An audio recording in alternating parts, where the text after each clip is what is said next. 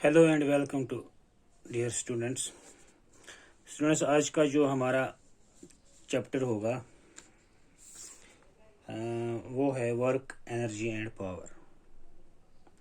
तो इसमें सबसे पहले हम वर्क पे बात करेंगे कि वर्क क्या होता है। देखिए, वर्क का मतलब है काम करना। तो जब भी हम कोई काम करते हैं तो हम उस पर एनर्जी अपना इस्तेमाल करते हैं। तो एनर्जी के बगैर अगर हमारे पास कोई एनर्जी नहीं है तो हम कोई भी वर्क नहीं कर सकते।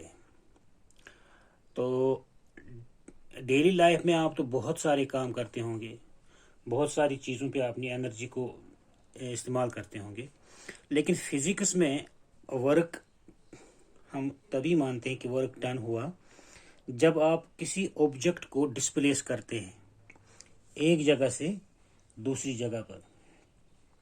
तो हम यहाँ पर लिख सकते हैं इसका वर्क का definition: only when an object is displaced by applying a force from its position. हम लिख सकते work is said to be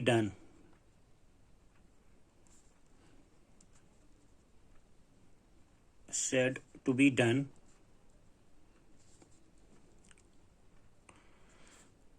on an object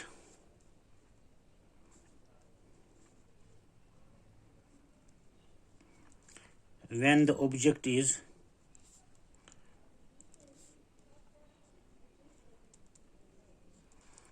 displaced from its position.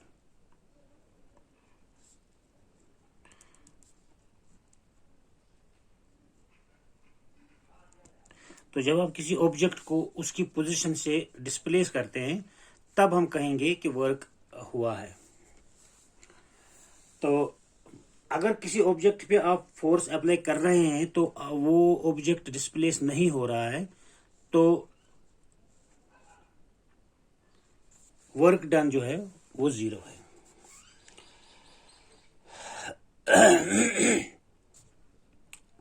So work done जो है, it is measured work done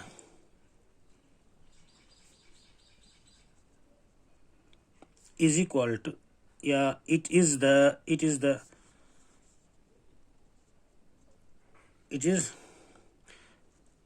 is equal to the product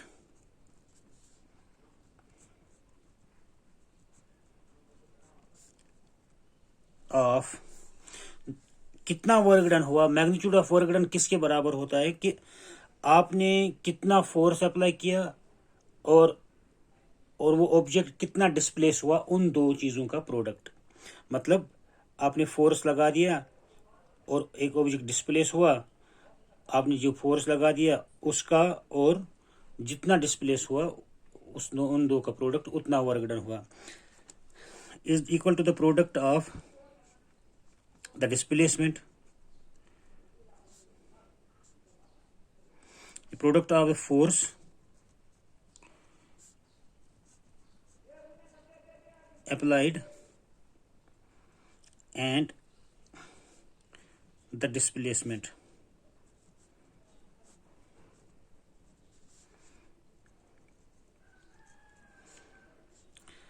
produced। अब देखिए, ये work done is equal to force into displacement.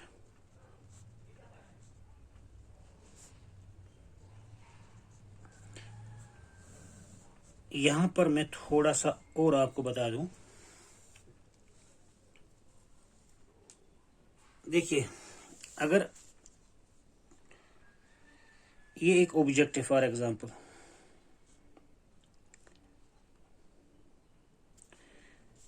आप इसको इस direction में force apply करेंगे तो ये इसी डायरेक्शन में डिस्प्लेस होगा। अगर आप उसको ऊपर की तरफ फोर्स अप्लाई करेंगे तो ये ऊपर की तरफ डिस्प्लेस होगा। ठीक है, ये डिस्प्लेसमेंट भी इसी डायरेक्शन में है और फोर्स भी इसी डायरेक्शन में है, इधर भी फोर्स भी इसी डायरेक्शन में है और डिस्प्लेसमेंट भी इसी डायरेक्शन में है। लेकिन अगर इस ऑब्जेक्ट पे आप इस डायरेक्शन में फोर्स अप्लाई करोगे तो ये ऑब्जेक्ट किस डायरेक्शन में मूव करेगा। मान लीजिए हमारे पास एक नीचे रखा हुआ है एक्स एक्सिस और वाई एक्सिस, एक प्लेन में रखा है, एक्स वाई प्लेन में ऑब्जेक्ट यहाँ पर रखा हुआ है। अगर आप खाली इस डायरेक्शन में फोर्स अप्लाई करोगे तो एक्स एक्स के अलांग तो ये ऑब्जेक्ट एक्स एक्स के अलांग मूव होगा। अगर आप इसको ऊपर की तरफ वाई एक्सिस के डायरेक्शन में फोर्स अप्लाई कर लोगे तो ये ऊपर की तरफ वाई एक्सिस में चला जाएगा। लेकिन अगर आपका फोर्स इस डायरेक्शन में होगा तो ये ऑब्जेक्ट कहाँ जाएगा, जाहिर सी बात है ऑब्जेक्ट यहां पहुंच जाएगा, ठीक, या फिर आगे जाके इधर पहुंच जाएगा। फिर इस सूरत में ऑब्जेक्ट अलोंग एक्स एक्सिस भी चला और वाई एक्सिस भी चला। एक्स एक्सिस में इसने इतना डिस्प्लेसमेंट कवर किया, वाई एक्सिस पर इसने इतना डिस्प्लेसमेंट कवर किया, ठीक है। आम लाइफ में देखते हैं आप, अगर आप ऑब्जेक्ट आप यहां पर रखते हैं, एक ऑब्जेक्ट आपने यहां पर रखा तो आप इस डायरेक्शन में फोर्स अप्लाई कर रहे हो तो ऑब्जेक्ट अगर बाहरी भरकम ऑब्जेक्ट हो तो आप उसको देखेंगे कि ऊपर नहीं उठेगा बल्कि इसी डायरेक्शन में चला जाएगा। यहां पर आप देख लीजिए, जब आप फोर्स इस डायरेक्शन में अप्लाई कर रहे हो, जब ये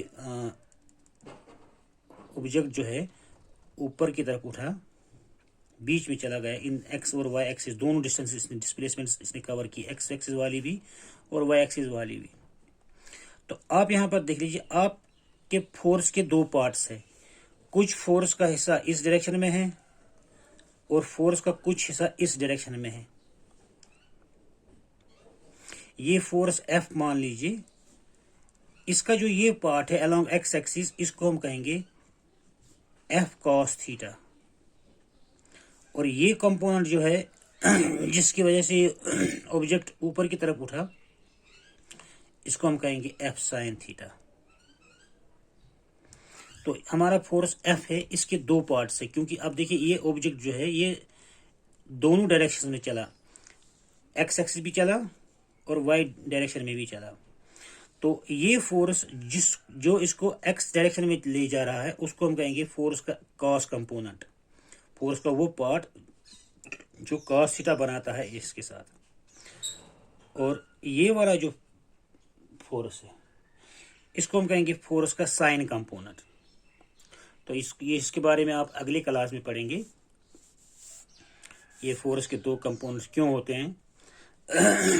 तो यहाँ पर आप देख लीजिए कि फोर्स के दो कंपोनेंट से इस बात से जाहिर होता है कि अब ये ऑब्जेक्ट जो आपने मूव करवा दिया, ये अलोंग एक्स एक्सिस भी चला और अलोंग वाई एक्सिस भी चला। तो जिस फोर्स के जिस पार्ट ने इसको अलोंग एक्स एक्सिस चलाया, मूव करवाया, उसको हम कहेंगे फोर्स का cos component, and it's that force into cos theta. और जो पार्ट फोर्स का इस ऑब्जेक्ट को वाई एक्सिस की तरफ ले रहा है उसको कहेंगे हम फोर्स का साइन कंपोनेंट, और इक्वल होता है फोर्स इनटू साइन थीटा। अब ये जो फोर्स है इसके दो कंपोनेंट्स हैं, एफ कॉस थीटा और एफ साइन थीटा। अभी यहाँ पर आप देख लीजिए, सपोज ये ऑब्जेक्ट आपने यहाँ पर रखा, एक हेवी ऑब्जेक्ट है और इस पे आप फोर्स इस डायरेक्शन में अप्लाई कर रहे हो, लेकिन ये ऑब्जेक्ट ऊपर नहीं उठ रहा है क्योंकि ऊपर वाला कंपोनेंट जो है वो कुछ इतना ज्यादा नहीं है कि इस फोर्स को ऊपर, इस ऑब्जेक्ट को ऊपर की तरफ मूव करवाए। लेकिन ये आगे जा, इस डायरेक्शन में ये आगे जा, फर्श पे किसी पड़ा है ये ऑब्जेक्ट, तो ये इस डायरेक्शन में मूव कर रहा है, ठीक। तो डिस्प्लेसमेंट है इस डायरेक्शन में और फोर्स का जो कंपोनेंट है इस डायरेक्शन में, वो कौन सा हिस्सा है। मैंने आपको कहा कि इस फोर्स के दो हिस्से होते हैं, एक है एफ साइन थीटा, एक है एफ कॉस थीटा। इस डायरेक्शन में जिस डायरेक्शन में ऑब्जेक्ट मूव हो रहा है वो गया एफ कॉस थीटा, फोर्स का खाली कॉस कंपोनेंट। तो हमारा जो डिस्प्लेसमेंट बनेगा वो बनेगा, सॉरी, हमारा जो वर्क डन होगा, work done is equal to force into displacement. लेकिन यहाँ पर डिस्प्लेसमेंट तो हो इस डायरेक्शन में, एक्स एक्सिस में तो हो गया displacement,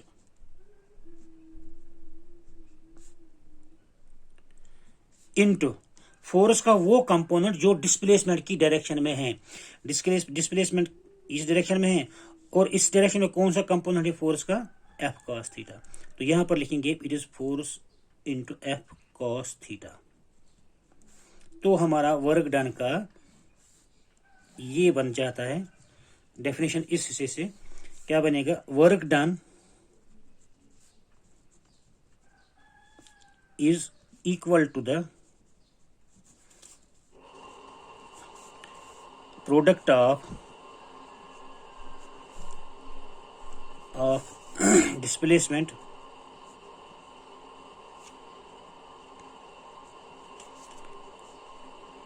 and the component of force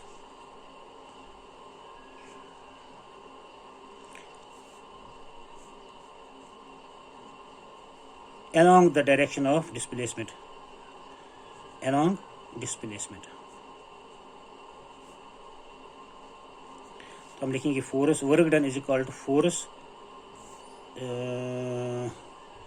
या डिस्प्लेसमेंट एस एफ और कॉस थीटा। तो ये हमारा वर्क डन होगा। अब देख लीजिए, अगर आप फोर्स को पूरा का पूरा फोर्स इसी डायरेक्शन में दे देंगे, जो मैंने पहले यहाँ पर लिखा force work done is equal to force into displacement, इससे आपको ये यहाँ पर ये उस कंडीशन में होगा जब फोर्स पूरा का पूरा डिस्प्लेसमेंट की डायरेक्शन में है। ऊपर वाला कंपोनेंट फोर्स का जीरो है ही नहीं। आप जो इस बॉडी पे फोर्स अप्लाई कर रहे हो वो पूरा का पूरा इसी डायरेक्शन में है। इस डायरेक्शन में फोर्स का जो हिस्सा है वो जीरो है। तो एक और चीज आप देखिए, अगर आपने फोर्स अप्लाई किया, फोर्स आप इस डायरेक्शन में अप्लाई कर रहे हैं लेकिन बॉडी डिस्प्लेस नहीं हो रही है, तो हम वर्क डन कहेंगे जीरो है। इसी तरह से अगर आपने फोर्स बिल्कुल नहीं लगाया, तो अब यह इस फॉर्मूले से आप देख लीजिए, इन दो में से जो भी जीरो होगा, फोर्स जीरो होगा तो वर्क डन जीरो होगा, डिस्प्लेसमेंट जीरो है तो वर्क डन जीरो होगा। तो ये है वर्क डन का कुछ जो मैंने आपको डेफिनेशन बता दिया और उसका जो एक्सप्लेनेशन है। तो फोर्स वर्क डन किसके बराबर होता है, force into displacement into cos theta, उनके दरमियान जो एंगल होगा उस कॉस थीटा। अब आप देख लीजिए एक एग्जांपल के तौर पर, सपोज आपने एक बाल्टी उठाई, आपके पास एक बकेट है, बकेट यहां पर पड़ा, मान लीजिए बकेट, इसको आपने उठा के रखा अपने हाथ में, ठीक, और आप इसको चला रहे हाथ में उठा के, या मान लीजिए मैंने ये पेन उठाया और पेन में ले जा रहा हूँ, डिस्प्लेस कर रहा हूँ, हाथ में उठा के डिस्प्लेस कर रहा हूँ। अब बताइए मुझे, मैं फोर्स किस डायरेक्शन में लगा रहा हूँ और डिस्प्लेसमेंट किस डायरेक्शन में हो रहा है। देखिए, फोर्स में इस बकेट पर या इस पेन पे ऊपर की तरफ लगा रहा हूँ उठाने के लिए, उठा लिया। अब उठा तो लिया मैंने ये, ठीक, अब मैं आगे जा रहा हूँ, इस पे फोर्स जो है अपवर्ड डायरेक्शन में है लेकिन डिस्प्लेसमेंट हो रहा है यहाँ इस डायरेक्शन में। फोर्स इस डायरेक्शन में है और लेकिन बाल्टी को मैं इस डायरेक्शन में ले रहा हूँ। यहाँ पर देखिए फोर्स और डिस्प्लेसमेंट के दरमियान जो एंगल है ये वाला, ये 90 डिग्री है। अगर यहाँ पर आप देखेंगे वर्क डन का formula, work done is equal to force into displacement into cos theta. Force दिया हमने कुछ, डिस्प्लेसमेंट इस डायरेक्शन में किया कुछ किया, और कॉस जो है कॉस थीटा एंगल यहाँ पर 90 डिग्री, कॉस 90। अब देखिए कॉस 90 जो होता है ये जीरो के बराबर होता है, तो F into S into zero ये बन जाएगा जीरो।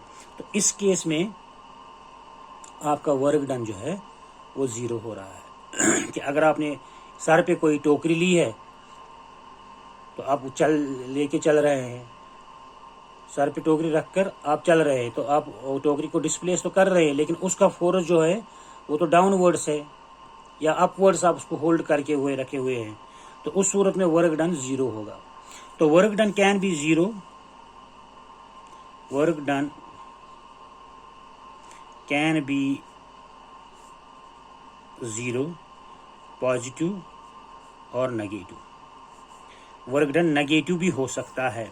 नेगेटिव कैसे हो सकता है, अगर आप फोर्स इस डायरेक्शन में दे रहे हैं लेकिन ऑब्जेक्ट इस डायरेक्शन में मूव हो रहा है, अपोजिट डायरेक्शन में, अगर वर्क डन और फोर्स के दरमियान जो एंगल है वो 180 डिग्री है, तो हमारे ये बन जाएगा 100, फोर्स इस डायरेक्शन में, वर्क डन इस डायरेक्शन में, तो एंगल बनता है 180 डिग्री। तो हमारे पास कितना होगा work done is equal to force into displacement into cos of 180 degree. Cos of 180 degree होता है -1, कॉस ऑफ 180 डिग्री होता है -1, तो ये बन जाएगा -f इंटू एस। अब कैलकुलेट करेंगे f कितना है तो s कितना है, तो वो माइनस में आएगा। तो अगर आपने फोर्स एक डायरेक्शन में दिया और डिस्प्लेस हुआ उसके अपोजिट डायरेक्शन में डिस्प्लेसमेंट, तो उस सूरत में वर्क डन जो है वो नेगेटिव होगा। और अगर ऐसा हुआ कि जिस डायरेक्शन में आपने फोर्स अप्लाई किया, इस डायरेक्शन में आपने फोर्स अप्लाई कर रहे हो और ऑब्जेक्ट भी इसी डायरेक्शन में मूव हो रहा है, तो इस सूरत में एंगल जो होगा वो 0 होगा। तो cos 0 होता है +1, तो इस सूरत में जो वर्क डन होगा दैट विल बी पॉजिटिव। तो वर्क डन पॉजिटिव भी होता है, वर्क डन नेगेटिव भी होता है, और वर्क डन 0 भी होगा कि जैसे मैंने आपको कहा कि आप सर पे टोकरी लिए हुए हैं और आगे बढ़ रहे हैं, फोर्स जो है वो ऊपर की तरफ है लेकिन डिस्प्लेसमेंट होता है राइट वर्ड्स या लेफ्ट वर्ड्स, तो उस सूरत में जो एंगल जो बनता है थीटा वो 90 डिग्री बनता है। तो उस सिचुएशन में जो फोर्स होगा, सॉरी जो वर्क डन होगा वो 0 होगा। अब वर्क डन का यूनिट क्या है, work done is equal to force into displacement. जैसे मैंने अभी कहा फोर्स का होगा न्यूटन और डिस्प्लेसमेंट का होता है मीटर यूनिट, तो वर्क डन का यूनिट है न्यूटन मीटर और जूल। तो वर्क डन का यूनिट जो है वो जूल है। अब जरा डिफाइन करते हैं व्हाट इज वन,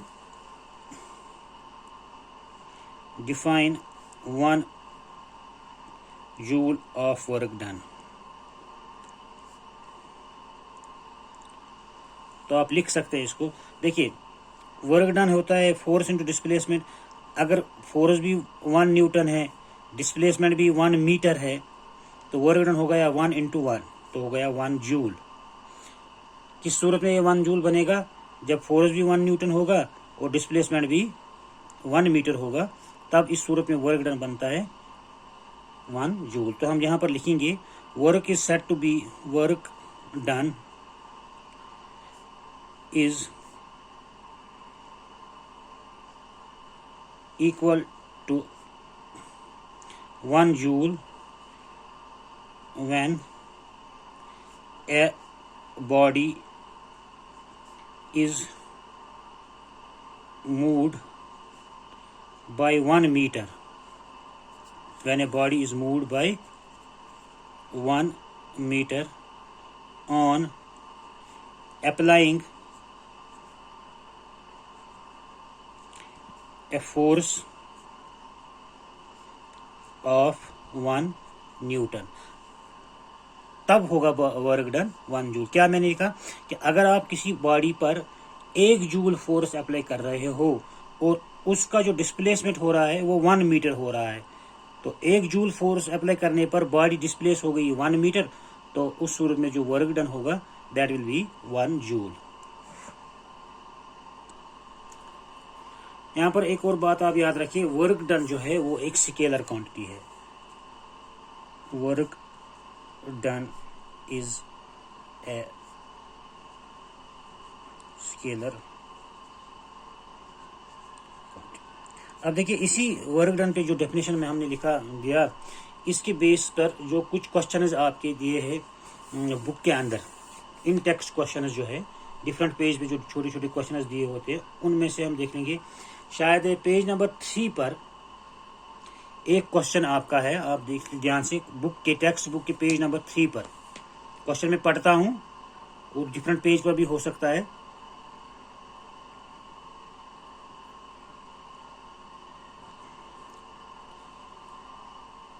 एक सॉरी पेज नंबर 43 पर होगा ये क्वेश्चन, आप देख लीजिए।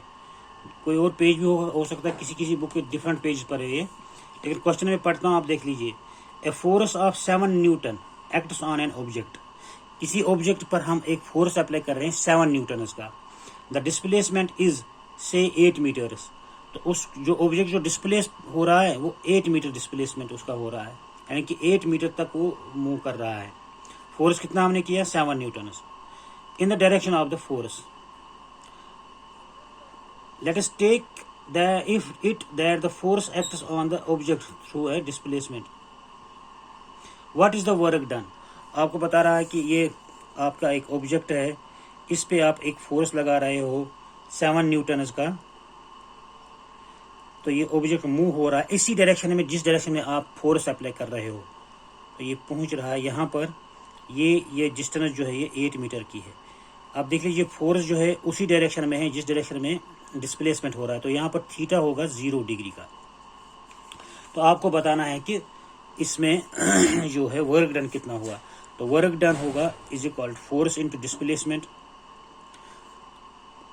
आप यहाँ पर लिख सकते work done is equal to force है 7 न्यूटन इंटू डिस्प्लेसमेंट है 8 मीटर्स, तो ये हो गया 56 joules.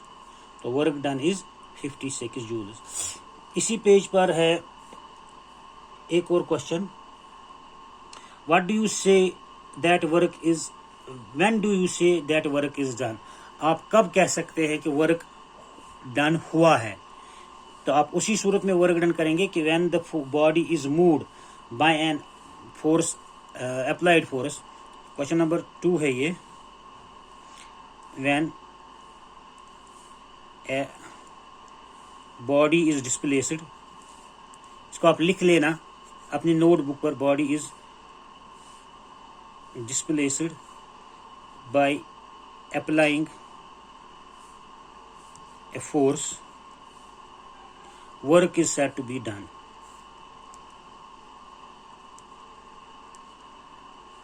Work is said to be done, तभी वर्क डन होगा जब एक बॉडी फोर्स अप्लाई करने पर मूव होगी।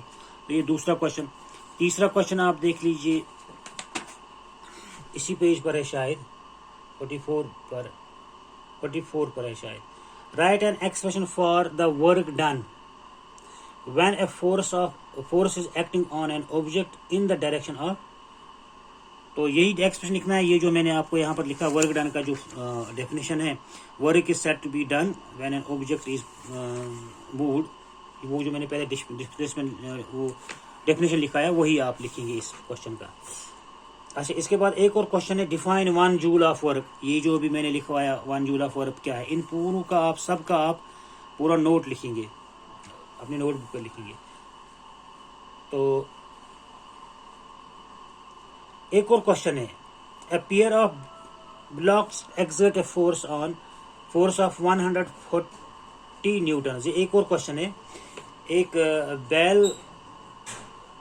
बैल जो बंदे पेयर ऑफ बैल जो है, पेयर ऑफ ब्लॉक्स और exerting a force of 140 Newton, एक पुलअप ऑन ए पुलअप। एक हल पर, हल जोतते हैं ना बैलों से, तो बैल उस हल पर चला रहे, फोर्स अप्लाई कर रहे 140 newton. The field being pull up is 15 metres. और जितना फील्ड उन्होंने जितने फील्ड पे जो उन्होंने वो हल चलाया वो है 15 मीटर्स का। How much work is done in pulling the length of the field. आपको बताना है वर्क डन कितना है। देखिए बैल जो है फोर्स अप्लाई कर रहे हैं 140 न्यूटन। हम यहाँ पर लिखेंगे force is equal to 140 newton. और उसके बाद जो फील्ड जो पुलअप हुआ, फील्ड पे कितने फील्ड पे ये बैल हल चलाया 15 मीटर फील्ड पर, हम इसको लिखेंगे displacement is equal to 15 metres. तो work done is equal to force into displacement is equal to 140 into 15। तो ये बन जाता है हमारा 2100 जूल्स। तो ये आपका 5वां क्वेश्चन भी था, ये पेज नंबर 44 पे है शायद ये। तो आज के लिए इतना ही, अगले वीडियो में हम इंशाल्लाह एनर्जी के बारे में आपको बता देंगे। Thank you.